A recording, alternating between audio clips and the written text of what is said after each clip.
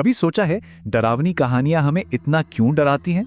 मतलब क्या ये सिर्फ भूत प्रेत की ही बात है या फिर कहानी कहने के अंदाज में ही कोई गहरा राज छुपा होता है? तो आज हम एक छोटी सी कहानी द नाइट एनाबेल ब्लिंक्ड के जरिए इसी सवाल की तह तक जाएंगे। चलिए देखते हैं कि कैसे सिर्फ कुछ शब्द मिलकर सस्पेंस और डर का एक पूरा माहौल खड़ा कर देते हैं। कहानी की पहली लाइन, और देखिए बस इसी एक लाइन से माहौल बनना शुरू हो जाता है। रात के 3:15, जिसे अक्सर विचिंग आवर भी कहते हैं, और साथ में एक अनजानी आवाज। बस यहीं से एक अनहोनी का एहसास दिल में घर करने लगता है। हर अच्छी डरावनी कहानी ना एक आम रोजमर्रा की दुनिया से शुरू होती है, ताकि जब कुछ अजीब हो तो उसका असर बहुत गहरा हो। और ये कहानी भी बिल्कुल वैसी ही है।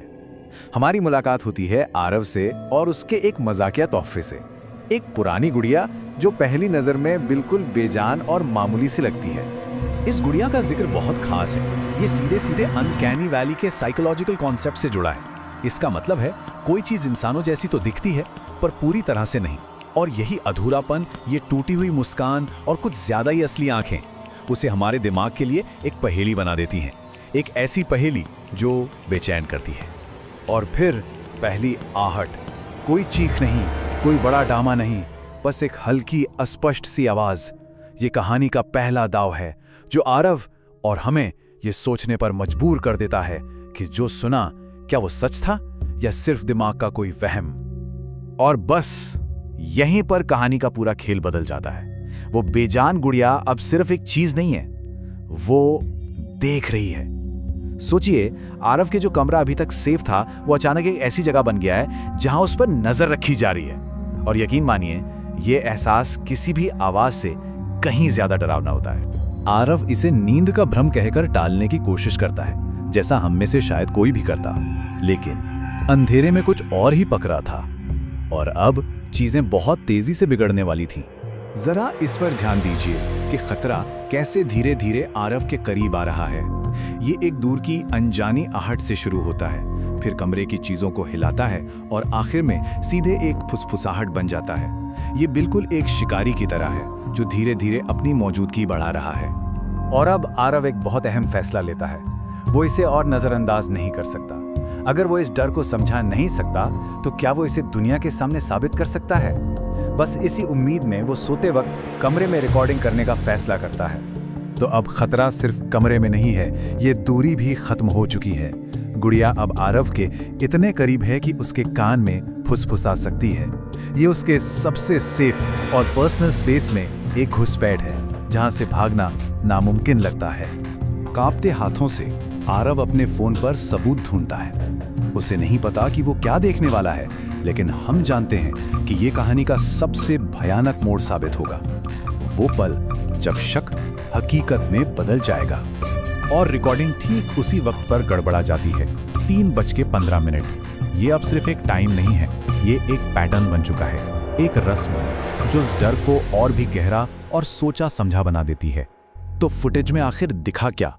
कैमरा पहले तो गड़बड़ाता है, जैसे कोई चीज उसमें दखल दे रही हो। फिर गुड़िया लेंस के ठीक सामने आ जाती है, लेकिन सबसे डरावनी बात, वो बैठी नहीं, खड़ी है। उसकी ये अप्राकृतिक हरकत ही उसके जिंदा होने और उसके इरादों की सबसे बड़ी गवाही है। रिकॉर्डिंग इस डरावनी फुसफुसाहट के साथ खत्म होती है। ये अब सिर्फ एक भूत की कहानी नहीं रही, ये कब्जे की कहानी बन गई है, एक अंधकारमय साथ की जिससे कोई बच नहीं सकता। आरव अब अकेला नहीं है और ये कोई अच्छी खबर नहीं है।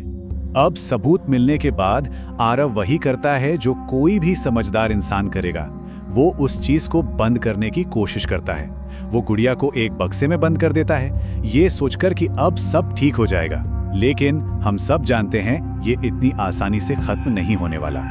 आरव को लगता है कि उसने प्रॉब्लम सॉल्व कर दी है, एक बक्सा, थोड़ा टेप और खतरा खत्म। लेकिन क्या सच में? हम दर्शकों को ये पता है कि एक अलौकिक शक्ति को एक कार्डबोर्ड के बक्से में कैद नहीं किया जा सकता। और फिर खतरा वापस आ जाता है, लेकिन इस बार ये बाहर से नहीं बल्कि कमरे के अंदर से आता है। इसका मतलब साफ है, कोई दीवार, कोई ताला इसे रोक नहीं सकता, इससे कोई बच नहीं सकता। अब ये सिर्फ एक डरावनी मौजूदगी नहीं है, ये खेल रही है, ताने मार रही है, ये दिखा रही है कि वो कितनी चालाक है, कितनी शातिर है और इस खेल पर उसका पूरा कंट्रोल है। अब ये डर की नहीं बल्कि ताकत की लड़ाई है और आरव हार रहा है। कहानी का अंत किसी लड़ाई या चीख पुकार से नहीं होता। अंत होता है एक खामोशी से, एक ऐसे सन्नाटे से जो चीखों से भी ज्यादा डरावना है। हमें बस ये सोचने के लिए छोड़ दिया जाता है कि उस रात अंधेरे में आखिर हुआ क्या होगा। सबूतों का ना होना ही यहाँ सबसे बड़ा सबूत है। एक खाली कमरा, एक शांत तरीके से गायब हो जाना, ये किसी भी खून खराबे से कहीं ज्यादा डरावना है। ये डर को हमारी कल्पना पर छोड़ देता है, जो किसी भी हकीकत से ज्यादा भयानक हो सकती है। कई डरावनी कहानियों में कोई ना कोई बच जाता है कहानी सुनाने के लिए, लेकिन ये कहानी उस उम्मीद को पूरी तरह से तोड़ देती है। आरव को हटाकर कहानी हमें किसी भी तरह के आराम या समाधान से दूर कर देती है। ये हमें ये एहसास दिलाती है कि कभी-कभी बुराई बस जीत जाती है। वो गुड़िया सिर्फ वापस नहीं आई है, उसने आरव की जगह ले ली है उसके बिस्तर पर। ये उसकी जीत का ऐलान है, ये दिखाने के लिए कि अब इस कमरे का असली मालिक कौन है। और फिर आती है ये आखिरी दिल दहला देने वाली तस्वीर। ये बताती है कि वो गुड़िया सिर्फ एक विलन नहीं थी, नहीं, वो तो एक शिकारी थी। एक ऐसी शिकारी जिसने आरव के डर को अपनी ताकत बना लिया। वो इस पूरे अनुभव से बदल चुकी है और शायद अब पहले से भी कहीं ज्यादा खतरनाक हो गई है। और यही है आज के हॉरर का सार। ये अंधेरे में छिपी किसी चीज के बारे में नहीं, बल्कि उन सवालों के बारे में है जिनका कोई जवाब नहीं। एक ऐसी मुस्कान के पीछे क्या खौफ छिपा हो सकता है जो अभी अभी और चौड़ी हुई हो, और क्या वो अब अपने अगले शिकार की तलाश में है।